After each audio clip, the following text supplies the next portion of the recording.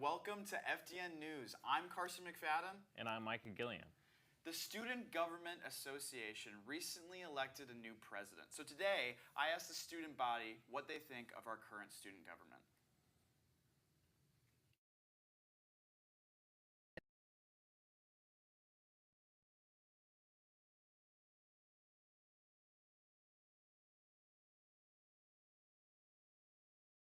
I love SGA. I don't know the difference between SBA and SGA. I don't know what they've done but I'm sure they've done a lot, and I love them. This past year, I've seen the hoedown, I've seen the hullabaloo.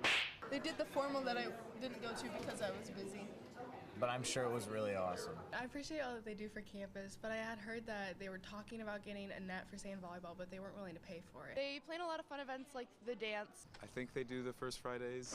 They've offered scholarship opportunities that I've been able to apply for. I appreciate, I really don't know what they do. SGA and its role on campus seems to be a divisive topic among students and faculty. What do they do? What have they done? What will they do? These are all questions that I'm striving to answer today. How I will answer it? Well, I gotta go somewhere first. In pursuit of the truth, I went to the one place where I could find it, the SGA meeting in the library. After sitting in on the 8-minute-long meeting, I was able to talk to a few members of SGA, including our current president, Katie Frazier. But we're working on it. Honestly, I feel like students don't really see the impact we have. So like changing in the hub to grill or getting the coffee and muffin combo. Little things like that kind of seep through that people don't really know come from us. The issues really are, there are so many that you really have to kind of pick the ones that you think you have a fair shot at making a difference in. Students around campus wanted to know why change was so difficult to come by through SGA. There are those things that the university may not be able to accommodate. Some of those things could be related to budget. Some of those things could be related to its mission or philosophy. With the year coming to an end, I talked to the future of SGA to hear how he will attempt to change things. We just want to address practical problems. We really do want to talk about food. Maybe we have a naive view because we're coming in as next year's sophomores, but we do want to fix these kinds of problems if it's possible. You know, do our part. All in favor say aye. Yep. SGA did as much impact as they could, and I know that people aren't happy. Nobody's going to be perfectly happy with anything. You guys have a voice, and you should use it to the max capacity that you can. Fight for yourself and the other students and any concerns that you may have. For FDN News, I'm Carson McFadden. Yeah, it's really interesting how student government works because, you know, there's a lot of different people they have to go through to get their stuff done. So it's a hard process, and it's really interesting to see the inside of that. Yeah, I'm excited for Matthew and Eli to kind of step up to the plate. I'm excited. Yeah, for president and vice president, I'm pumped. I know. Miller and Meadows is hosting an all-hall event in the Hub tonight. This event will be a game night and will be hosted in the lower half of the Hub. Leaders are also putting together a devotional. This event is worth a spiritual life credit. Leaders of one of the largest film festivals in Indiana spoke with HU film students and others over lunch today. Abby Lindstead, with Heartland Films, spent time with about a couple dozen students. She promoted upcoming internship and film festival opportunities and encouraged students to stay local. I really want to encourage students that they can stay here in Indiana. They don't have to leave to go to Georgia, to New York or LA to have a film career. You can do a lot of really cool and impactful work here. The Heartland Film Festival takes place from October 10th to the 20th in the Indianapolis area. The senior art exhibit is now on display in the Robert E. Wilson Gallery. This year's show features art from Savannah Hassler and Mallory Martin. Displays include photography, painting, and graphic design. The exhibit is a time for the seniors to reflect on their artistic journeys. I feel like in the way that I've been able to independently grow in our classes, it's been really nice to be able to be pushed in a really cool artistic way that I wouldn't have if I didn't come to HU. The reception for the gallery is this Friday evening at 6:30 at the Merillat Center for the Arts. The display will be up through the end of the semester. Emergency leaders have issued a flood watch for Huntington County. Within 2 inches of rain is expected. Floods are possible. Although leaders say that that's unlikely, if a flood does happen in your area of Huntington, there are centers that can provide supplies. A lot of meat. We've been super busy getting ready for the eclipse, so we did a lot of planning. We held a lot of meetings, but that's what emergency management is mostly about, is helping the community help themselves by doing pre-planning. The flood watch begins at 8 tonight and runs through 8 p.m. Friday. Earlier today, I swung by the local sheriff's office to find out an important question. But that's what... Some people say we're out trying to just write tickets, but that's not the case. Many students on campus often complain about frequent traffic stops on US 24 heading back to campus. So I decided to head down to the Sheriff's Department here in Huntington and just interview an officer about how they conduct their traffic stops. I am Deputy Jason Wolford. I'm a road deputy, been on for about nine and a half years now. Majority of the stops I make end up with warnings, because I'm not out here just trying to write tickets. I'm out here trying to instruct people and correct an issue of safety. If you ever get stopped, when they light up, pull over then, because like I said, we try to pick the best spot for the stop. Here's one I'm gonna stop. Okay. Originally got them at 72. So when I stop, we go up, get their information. What I'm getting ready to do now is run it all, make sure everything's valid.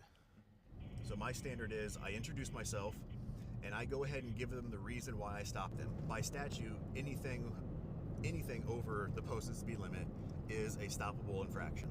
Go back, give them all their information, give them whatever you issued them, and make sure they don't have any question for you, then let them on their way.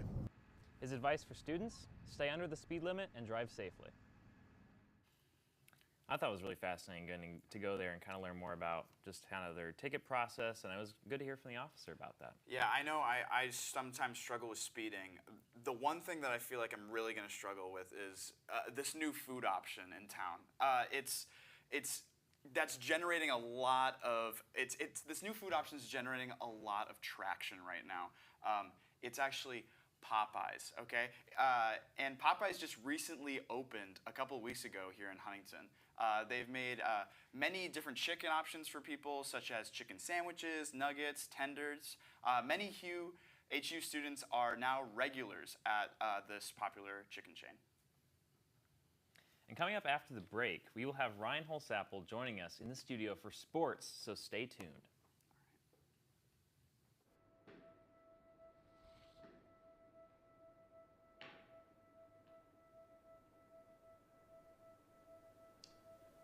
I tried out for the High School Musical my senior year, and I got the lead. On opening night, the show was going great until a set malfunction occurred, where a brick fell 18 feet and landed on my leg. My acting career was over. I could never get on stage again. Most I could be was a high school director. I want to warn you, for those of you who don't make it, quit any pursuit of acting. I have a reputation, and you should find a different dream. For those of you who do make it, don't mess up.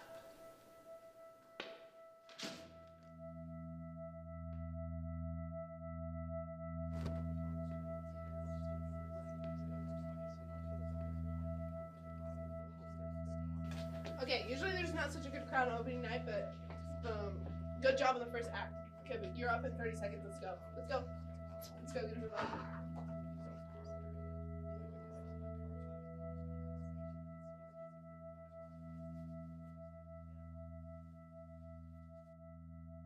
My lady, you are as beautiful as a flower, as upstanding as a tower. Why won't you be mine? Mr. Proud, I'm not that kind of girl.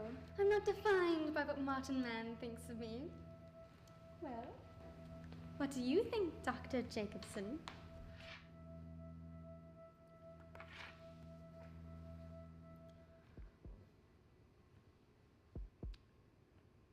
What do you think, Dr. Jacobson?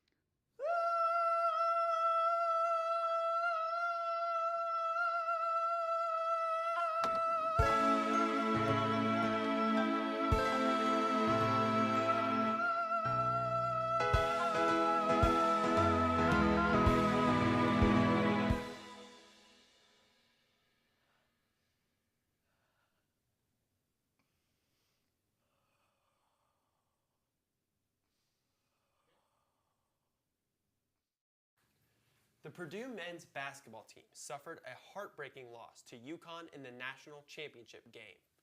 Purdue lost the game 75-60, though they still had strong performances throughout the game.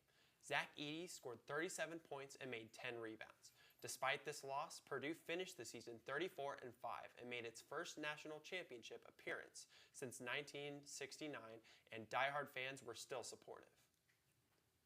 The Indiana Pacers are wrapping up the regular season of the NBA this month and are hoping to make a run into the playoffs this year. They won their last game against the Toronto Raptors and moved to a record of 46-34, which is currently good enough for the 6th seed in the East. Their final game of the regular season will be at home against the Atlanta Hawks on April 14th. After that, the NBA playoffs begin and the Pacers prepare themselves for a hard-fought 7-game series this postseason. The NCAA women's basketball star Caitlin Clark is entering the WNBA draft and likely headed our way. The Indiana Fever have the first pick in the upcoming 2024 WNBA draft and are expected to select Clark. She's been in headlines all over the nation this season, recently leading Iowa to the women's championship game where they lost to South Carolina. Fever fans are excited to draft Clark and the expected impact she could have on the Hoosier State. The HU softball team is looking to bounce back after dropping 2 games to Mount Vernon yesterday. The Cougars getting some revenge for earlier in the season when the Forsters took both games from Mount Vernon. These losses moved the team to a record on the season of 14-22.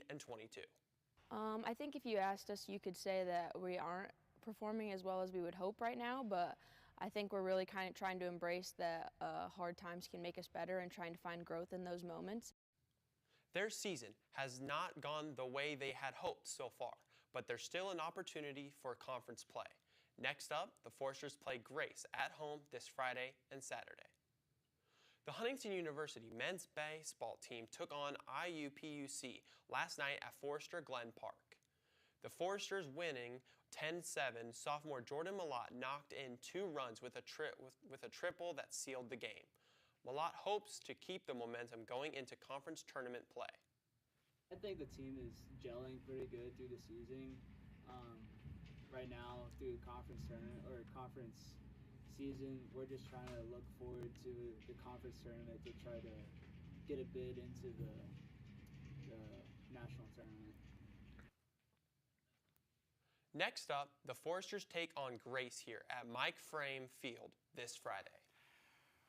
Whether you own a cat, dog, or fish, many people love any excuse to celebrate their pets. Am I right? I mean, we love pets, I have a cat. Why not celebrate tomorrow with National Pet Day? The day is meant to shine light on the 6.3 million animals that enter shelter care each year. In America, the Humane Society wants to remind Americans that it is important to show appreciation to our pets, but to also raise awareness of the enormous amounts of animals that are stuck in shelters across the whole globe. Now that is all we have for today. I'm Carson. I'm Micah. And I'm Ryan. Thank you so much for joining us on FDN News. We'll see you next week.